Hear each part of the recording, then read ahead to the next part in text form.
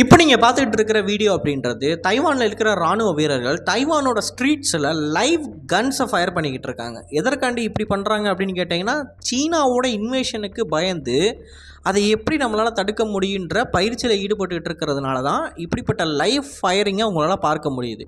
இவ்வளவு தூரம் அந்த நாடு தயாராக இருக்கிறதுக்கான காரணம் என்ன அப்படின்னு பார்த்தீங்கன்னா, சீனாவோட இன்வேஷன் பார்ஜஸ்னால மட்டும்தான். இப்போ இந்த இன்வேஷன் பார்ஜஸ்னால சீனாவுக்கு எப்படிப்பட்ட அட்வான்டேஜ் இருக்குன்றதை தான் இன்றைக்கான காணொலியில் நம்ம பார்க்க போகிறோம். நான் உங்கள் ஆகாஷ், தமிழ் பொக்கிஷம் வழங்கும் டிபி டிஃபென்ஸ். எல்லாருக்குமே தெரியும், தைவான் அப்படின்றது ஒரு தீவு நாடு. இந்த தீவை சுற்றி ஏகப்பட்ட பீச்சஸ் இருக்குது. அதில் ஒரு சில பீச்சஸில் மட்டும்தான் சீனாவால் லேண்டு பண்ண முடியும். அதோட சோல்ஜர்ஸையும் சரி, இல்லை பீரங்கிகளையும் சரி, ஹெவி எக்யூப்மெண்ட்டையும் சரி. மித்த பீச்சஸ் எதுலேயுமே சீனாவால் அதோட ஹெவி எக்யூப்மெண்ட்டையும் சோல்ஜர்ஸையும் லேண்ட் பண்ண முடியாது. ஏன்னா அந்த இடத்துல பீச்சே இல்லை, கிளிஃபு தான் இருக்குது. ஸோ அந்த பகுதிகள் எல்லாத்துலேயுமே தைவானோட இராணுவ வீரர்கள் கம்மியாக கொடுக்கப்பட்டிருப்பாங்க. மற்றும் சீனா ஈஸியாக லேண்ட் பண்ணக்கூடிய பீச்சஸ் எல்லாத்துலேயுமே ஹெவியாக ஃபோர்ட்டிஃபை பண்ணி வச்சுருப்பாங்க. தைவான் வீரர்களையும் கொண்டு சரி, மைண்ட் சப்போர்ட்டும் சரி. ஸோ தைவானில் இருக்கிற அந்த அத்தாரிட்டிஸ் என்ன பண்ணுவாங்க, ஃபஸ்ட்டு சைனா இன்வைட் பண்ணுறாங்க அப்படின்றா, ஃபர்ஸ்ட் ஆஃப் ஆல் பீச்சில் இருக்கக்கூடிய இந்த லேண்டிங் சைட்ஸ் எல்லாத்தையுமே டிடெக்ட் பண்ணி, சைனா எந்தெந்த இடத்துலலாம் பீச் வழியாக உள்ளே வருவாங்கன்றதை முடிவு பண்ணி அந்த இடத்துல எல்லாத்துலேயும் மைண்ட்ஸை போட்டுட்டு அந்த இடத்துல அதிகமான சோல்ஜர்ஸை நிறுத்துவாங்க. ரெண்டாவது, அந்த நாட்டோட முக்கியமான போர்ட்ஸ் இருக்கும் பார்த்தீங்களா, அதாவது துறைமுகம். இந்த துறைமுகம் எல்லாத்தையும் சீனா பயன்படுத்த முடியாத அளவுக்கு அவங்களே செல்ஃபாக தகர்த்து விடுவாங்க, சாபட்டாஜ் பண்ணிடுவாங்க. இது எல்லாத்தையும் பண்ணிட்டாங்க அப்படின்னா சீனாவால் அதோட பெரிய பெரிய மதர்ஷிப்ஸ்லேருந்து, பேசஞ்சர் ஷிப்ஸ் அதோட இராணுவ வெசல்ஸ்லேருந்து சோல்ஜர்ஸை அந்த பீச்சுக்கு கொண்டு வர முடியாது. ஏன்னா பெரிய பெரிய கார்கோ வெசலால் பீச் வரைக்கும் வந்து சோல்ஜர்ஸை இறக்கி விட முடியாது. நான் நிறைய பேருக்கு தெரிஞ்சிருக்கும், இது தெரியாதவங்களுக்கு சொல்கிறேன். ஏன்னா மண் வந்து தரை தட்டிடுச்சுன்னா அந்த கப்பலால் பக்கத்தில் வர முடியாது. இதனால தான் துறைமுகம் அப்படின்ற ஒன்று இருக்குது. துறைமுகத்தில் வந்து ஆழம் அதிகமாக இருக்கிற பகுதியில் தான் அதை கட்ட முடியும் அப்படின்ற ஒரு கான்செப்ட் இருக்குது. பெரிய பெரிய கார்கோ வெசல் வந்து டாக் பண்ணுறாங்க அப்படின்னா அந்த பகுதியில் ஆழம் ரொம்ப அதிகமாக இருக்கும், அங்கே வந்து பீச் வந்து கிடையாது. அப்படின்றதுனால தான் அதெல்லாம் நடக்குது. ஸோ சீனர்களால் பெரிய பெரிய கார்கோ வெசல்லேருந்து அதோட சோல்ஜர்ஸையும் ஹெவி எக்யூப்மெண்ட்டையும் இந்த தைவான் ஸ்ட்ரெயிட்டில் இறக்குமதி பண்ணணும் அப்படின்னா அதற்கு வெறும் சில இடங்கள் மட்டும்தான் இருக்குது. அந்த சில இடங்களையும் ஆக்சஸ் பண்ணுறதுக்கு இந்த பெரிய பெரிய மதர்ஷிப்பால் முடியாது.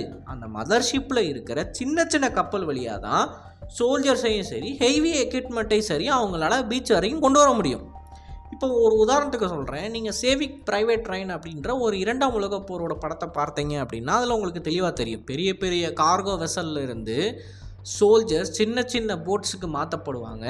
அந்த சின்ன சின்ன போட்ஸில் தான் அந்த சோல்ஜர்ஸ் இருப்பாங்க மற்றும் பீரங்கிகளும் இருக்கும். இந்த சின்ன சின்ன போட்ஸுன்றது தரையை தட்டி அப்படி வந்து நின்று ஓப்பன் ஆகி அதன் மூலமாக சோல்ஜர்ஸ் அப்படியே உள்ளே ஓடி போய் ஜெர்மனுக்கு எதிராக சண்டை போடுவாங்க. இப்போது இந்த பெரிய கப்பல்லேருந்து சின்ன சின்ன கப்பல் மூலமாக அந்த சோல்ஜர்ஸ் அதோட பீச்சுக்கு மாற்றப்படுறாங்க இல்லையா. இந்த ப்ராசஸில் தைவான் என்ன பண்ணுவாங்க அப்படின்னா, அந்த சின்ன சின்ன போட்ஸு ஹெவி மெஷின் கன்ஸ் மூலமாகவும், ஆர்ட்டிலரிஸ் மூலமாகவும், ராக்கெட்ஸ் மூலமாகவும் தாக்கி முடிஞ்ச அளவுக்கு அதிகமான சீன வீரர்களோட உயிரை எடுத்துருவாங்க. ஸோ சீன வீரர்கள் தைவானோட பீச்சை சென்றடைறதுக்கு முன்னாடியே நிறைய பேர் செத்து போயிடுவாங்க. இதன் காரணமாக தான் தைவான் இன்வேஷன் அப்படின்றது ரொம்ப ரொம்ப கஷ்டம் அப்படின்றத உலகத்தில் இருக்கிற எல்லாருமே சொல்லிக்கிட்டு இருக்காங்க. பட் அது எல்லாமே இப்போ மாறி இருக்குது. ஏன் அப்படின்னு பார்த்தீங்கன்னா, சீனர்கள் இதில் இருக்கிற ஒரு ப்ராப்ளமை அண்டர்ஸ்கோர் பண்ணுற மாதிரி 3 கப்பலை உருவாக்கியிருக்காங்க. இந்த 3 கப்பல் சீனா கிட்ட இருக்கிறதுனால சீனா தைவானை சுற்றி எங்கே வேணும்னாலும் அவங்களோட சோல்ஜர்ஸை லேண்ட் பண்ண முடியும். நான் ஏற்கனவே சொன்ன மாதிரி சோல்ஜர்ஸை பீச் பண்ணணும் அப்படின்னா கண்டிஷன்ஸ் ஃபேவராக இருக்கணும். அலைகள் கம்மியாக வீசணும், அந்த இடத்துல குறிப்பிட்ட அளவுக்கு ஆழம் இருக்கணும், அது மட்டும் இல்லாமல் பீச் இருக்கணும், பேசிக்காக பீச் இருக்கணும். இப்படி எல்லாமே இருந்துச்சுன்னா மட்டும்தான் அந்த இடத்துல சோல்ஜர்ஸையும் ஹெவி எக்யூப்மெண்ட்ஸையும் லேண்ட் பண்ண முடியும். இதில் ஏதாவது ஒரு பிரச்சனை இருக்குது, இப்போ ஃபார் எக்ஸாம்பிள் அதிகமாக வருது, இல்லை அந்த இடத்துல பீச் இல்லை, அதற்கு பதிலாக கிளிஃபு தான் இருக்குது. இப்போ வர்க்கலா போனீங்க அப்படின்னா உங்களுக்கு கிளிஃபு தான் இருக்கும், அந்த மாதிரி கிளிஃபு தான் இருக்குது. இல்லை மணப்பாறையில் பார்த்தீங்கன்னாலும் உங்களுக்கு கிளிஃபு இருக்கும். அந்த மாதிரி கிளிஃப்லாம் இருந்துச்சுன்னா அந்த இடத்துல சோல்ஜர்ஸை லேண்ட் பண்ண முடியாது. ஸோ இப்படி பிரச்சனைகள் இருக்குன்றப்ப சீனர்கள் ஒரு இண்டிஜினஸ் சொல்யூஷனுக்கு வந்திருக்காங்க. 3 கப்பலை டிசைன் பண்ணியிருக்காங்க. இந்த 3 கப்பலின் மூலமாக கிளிஃப் இருந்தாலும் சரி, அலை அதிகமாக வந்தாலும் சரி, அவங்களால சோல்ஜர்ஸை லேண்ட் பண்ண முடியும். ஸோ இந்த 3 கப்பல் எப்படி வேலை செய்யுது அப்படின்னு பார்த்தீங்கன்னா, கடலில் ஆழமாக இருக்கிற பகுதியில் ஒரு பெரிய கப்பல் ஒன்று நங்கூரத்தை போட்டு நின்றோம். அந்த பெரிய கப்பல்லேருந்து சுமாராக 150 மீட்டர் நீளத்துக்கு ஒரு பிரிட்ஜை ஒன்று நீட்டுவாங்க. அந்த பிரிட்ஜு இன்னொரு சின்ன கப்பலில் போய் ஜாயிண்ட் ஆகும். அந்த சின்ன கப்பல்லேருந்து அதற்கு முன்னாடி இருக்கிற இன்னொரு சின்ன கப்பலுக்கு கிட்டத்தட்ட இன்னொரு 150 மீட்டருக்கு பிரிட்ஜு நீளமாக இருக்கும். கடைசியாக அந்த சின்ன கப்பல்லேருந்து மறுபடியும் ஒரு 150 மீட்டர் நீளத்துக்கு இன்னொரு பிரிட்ஜு ஒன்று பீச்சில் போய் டச் ஆகும். ஸோ ஒட்டுமொத்தமாக பார்த்தீங்க அப்படின்னா கிட்டத்தட்ட ஒரு 450 மீட்டருக்கு கடலோட அடியாழமான பகுதியிலிருந்து சீனர்களால் செயற்கையாக ஒரு பிரிட்ஜை 3 கப்பலின் மூலமாக உருவாக்க முடியுது. இந்த இமேஜஸை நான் போட்டேன் அப்படின்னா உங்களுக்கு தெளிவாக புரியும் அந்த கப்பல் எப்படி வேலை செய்யுது அப்படின்றது. ஸோ கப்பல் வந்து ஒரு இடத்துல நிற்கும். நின்னதுக்கப்புறமா கப்பல்லேருந்து 4 தூண்கள் உள்ளே இறங்கும். உள்ளே இறங்கி இந்த கப்பலை அலைகளை விட்டு மேலே தூக்கி கொண்டு வந்துடும். ஸோ இந்த 4 தூண்கள் என்ன பண்ணும் அப்படின்னா கடலோட அடியாழத்துக்கு போய் தரையிலிருந்து இந்த கப்பலை மேலே கொண்டு வந்துடும். ஏன்னா அலைக்கு மேலே கப்பல் இருந்துச்சு அப்படின்னா அலை ஆட ஆட கப்பலும் ஆடும். அந்த கப்பல் வழியாக போகக்கூடிய எக்யூப்மெண்ட்ஸும் ஆடிக்கிட்டே இருக்கும். ஸோ ஒரு கட்டத்துக்கு மேலே அலை அதிகமாக வீசிச்சு அப்படின்னா கப்பல் வழியாக அந்த எக்யூப்மெண்ட்ஸை ட்ரான்ஸ்ஃபர் பண்ண முடியாது. பட் இதே இந்த கப்பல் 4 தூண் வழியாக நிப்பாட்டி அலைக்கு மேலே கொண்டு போயிட்டாங்க அப்படின்னா அலை எவ்வளோ வீசினாலும் சரி கப்பல் வந்து உங்களுக்கு துளி கூட ஆடாது. ஸோ எந்நேரம் வேணாலும் எப்படிப்பட்ட எக்யூப்மெண்ட்ஸை வேணாலும் உங்களால் ட்ரான்ஸ்ஃபர் பண்ண முடியும். இதுதான் இதோட கான்செப்ட்.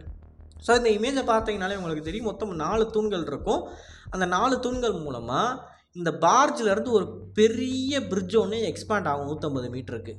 அண்ட் இந்த 150 மீட்டர் பிரிட்ஜ் வந்து 3 கப்பல் மூலமாக கனெக்ட் ஆகிருக்கு. அப்படின்றப்ப கடலோட ஆழமான பகுதியிலேருந்து அந்த பீச் வரைக்கும் ஒரு ஹைவே மாதிரி உங்களுக்கு ஒரு பிரிட்ஜு கிடைக்கிது. ஸோ இந்த பிரிட்ஜை பயன்படுத்தி சீனர்கள் என்ன பண்ணுவாங்க அப்படின்னா அவங்களோட கார்கோ வெசலை டாக் பண்ணி கார்கோ வெசல்லேருந்து டேரெக்டாக பீரங்கிகளை இந்த பிரிட்ஜு வழியாக சல்லுன்னு கொண்டு போவாங்க. இந்த சல்லுன்னு கொண்டு போகிற இடத்துல அவங்களுக்கு அலை பிரச்சனை கிடையாது. ப்ளஸ் வந்து உங்களுக்கு டெப்த்து பிரச்சனையும் கிடையாது. இதில் கிளிஃப் இருந்துச்சு. இப்போ வர்க்கலா மாதிரி ஒரு 100 மீட்டர் கிளிஃப் இருக்குது அப்படின்னாலுமே அந்த 100 மீட்டர் கிளிஃப் மேலே கொண்டு போய் டேரெக்டாக அந்த பிரிட்ஜு போய் நிற்கும். பீச்சில் இறக்குற மாதிரி கிளிஃபில் கொண்டு போய் இந்த பிரிட்ஜை அவங்களால நிப்பாட்ட முடியும். ஸோ ஸ்ட்ரைட்டாக கிளிஃபில் போய் இறங்குவாங்க சைனீஸ் சோல்ஜர்ஸ். ஸோ இப்படிப்பட்ட அந்த பார்ஜஸ் தைவானுக்கு எதிராக பயன்படுத்தப்படும் அப்படின்றது இன்னைக்கு தேதிக்கு யாருமே எதிர்பார்க்காத ஒரு விஷயம். 2ஆம் உலகப் போரில் இந்த மாதிரி அமெரிக்கா உருவாக்குனாங்க. ஆனால் அது ஒரு செயற்கை பார்ஜு. அது ஒரு சுனாமியின் காரணமாக, அதாவது சுனாமியில் சைக்ளோனின் காரணமாக அழிவடைஞ்சிருச்சு. ஆனால் அழிவடைகிறதுக்கு முன்னாடியே பார்த்தீங்க அப்படின்னா கிட்டத்தட்ட ஒரு 5 லட்சம் 6 லட்சம் வீரர்களை டிரான்ஸ்போர்ட் பண்ணியிருக்கு கார்கோ வெசல்லேருந்து பீச்சுக்கு. அதை பண்ணிட்டு தான் அது அழிவடைஞ்சிருக்கு. அந்த கான்செப்டை 2ஆம் உலகப் போரில் இருந்ததை சீனர்கள் தூக்கி இப்போ என்ன பண்ணியிருக்காங்க அப்படின்னா எக்ஸ்டெண்ட் பண்ணி மாடர்ன் எக்யூப்மெண்ட்ஸ் வச்சு உருவாக்கியிருக்காங்க. ஸோ இது தைவான் இன்வேஷனுக்கு சீனாவுக்கு மிகவும் முக்கியமாக இருக்கக்கூடிய டூல். அதை பற்றி தான் இன்றைக்கான காணொலியில் நம்ம பார்த்துருக்கோம். ஸோ இதோட உங்களோட கருத்துக்களை மறக்காமல் கமெண்ட்ஸில் பதிவிடுங்க. அண்ட் இது போல் நிறைய தகவலை தெரிந்து கொள்ள டிவி நியூஸ் பேஜை ஃபாலோ பண்ணிக்கோங்க. நல்லது இப்போ இருந்து நல்ல சமுதாயம் இருக்கும். நன்றி, வணக்கம்.